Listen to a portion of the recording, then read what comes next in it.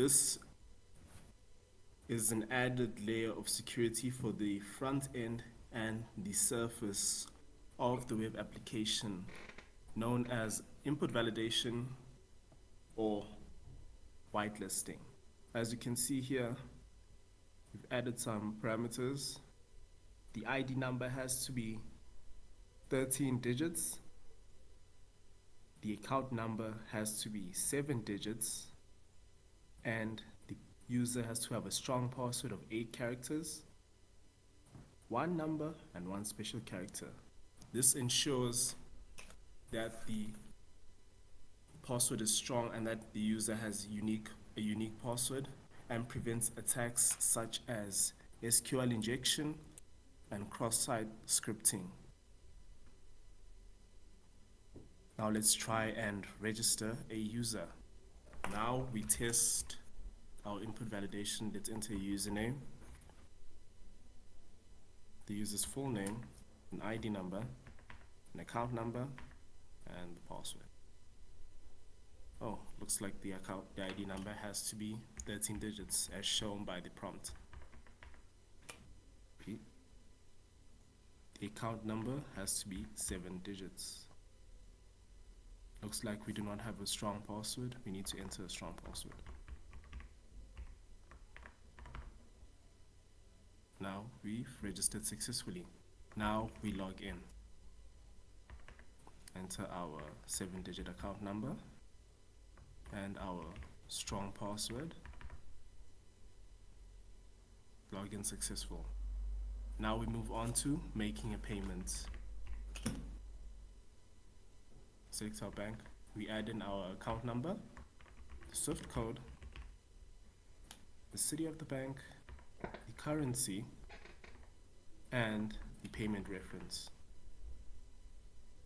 As you can see, we need a 7-digit account number. Let's try and make payments. Yes, the SWIFT code has to be 5 digits. That's the standard for all SWIFT codes provided by SWIFT. Payment successful. As you can see, all our details are here. The account number, the SWIFT code, the amount, and the status. All of this ensures that the user enters the correct account number, that there are no mistakes made, such as payments to the wrong account, and ensures the safety of the user and prevention of the aforementioned attacks such as cross-site scripting, command injection, and SQL injection. Thank you. All right.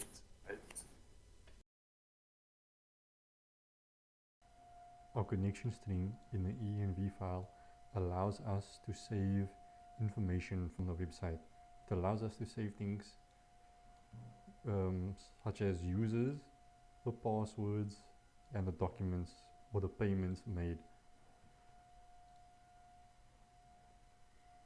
Here's the code which allows us to hash our passwords in the database, and here is the input validation. So now when we log out and register again, let's register.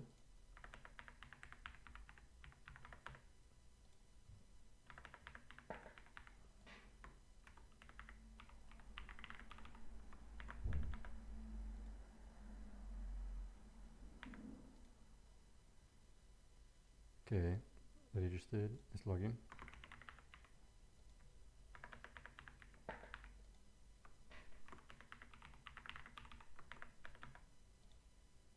Okay, we're logged in. When we go to our database users, we can see a password has been hashed. Now, when we make a payment,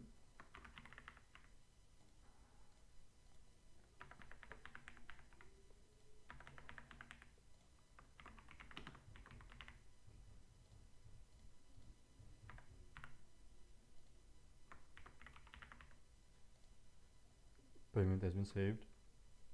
It displays here. Go to Mongo again, refresh.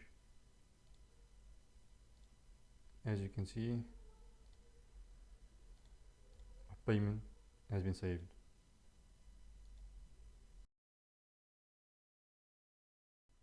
On the backend, I'm using Node.js with Express. Normally Express runs on a plain HTTP, but I've configured it to run on HTTPS by generating an SSL certificate and private key in my server.ngs file. I load the certificate with Node's built-in HTTPS module and create a secure server. I've also added a small HTTP to HTTPS redirect server, so even if someone tries to connect over HTTP, they automatically redirect it to HTTPS. This ensures all communication between the front end and back end is encrypted. On the front end, built with React, I connect to the back end using fetch requests. The API base URL is set in an environment variable called React underscore app underscore API underscore URL, which now points to the link which you see. That means all API requests like registering and logging in are sent securely over HTTPS. And now we move on to the website. So when I show you the website running here, notice the lock icon in the browser, which indicates the connection is secure, which protects sensitive data like usernames and passwords during logins or registrations.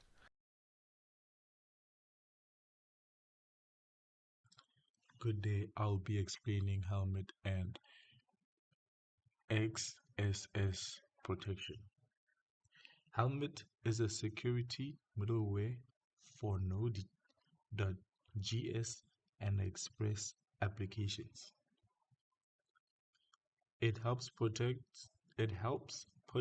your web app by setting various HTTP security headers automatically. Helmet sets HTTP response headers that make browsers behave more securely. It reduces information leaks and blocks certain attacks before they even reach your code.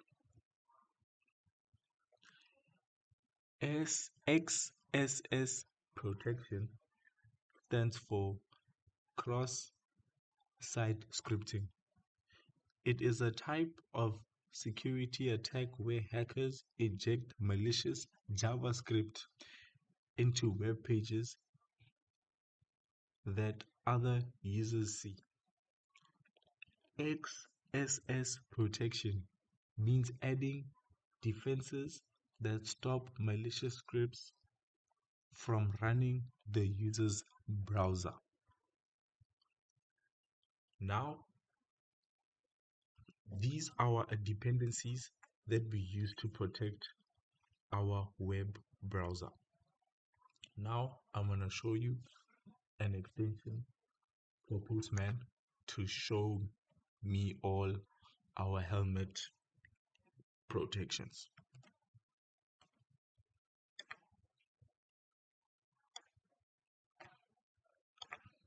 As you can see, this is our Helmet.